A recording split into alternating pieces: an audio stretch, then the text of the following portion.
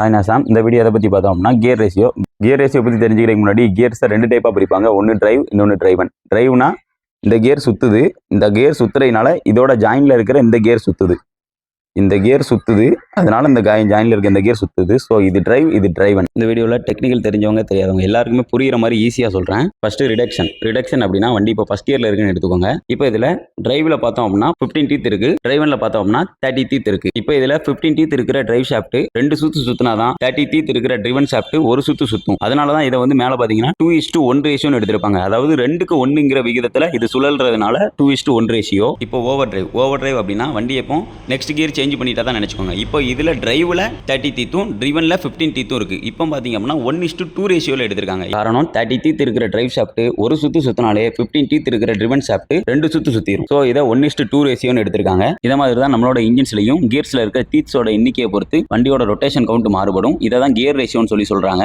எக்ஸாக்டாக நம்மளோட இன்ஜின்ஸ் எல்லாம் இதே மாதிரி தான் கியர் ரேஷியோஸ் இருக்குமான்னு கேட்டால் கிடையாது. இது ஒரு எக்ஸாம்பிளுக்கான வீடியோ. ஸோ கைஸ், இப்போ புரிஞ்சிருக்கும்னு நினைக்கிறேன் கியர் ரேஷியோனா என்னன்னு சொல்லி. இந்த வீடியோ யூஸ்ஃபுல்லாக இருந்துச்சு அப்படின்னா கமெண்ட்டில் சொல்லிட்டு போங்க. நெக்ஸ்ட் டாபிக் எதை பற்றி பேசலாம்னு சொல்லி அதையும் கமெண்ட்டில் சொல்லிட்டு போங்க.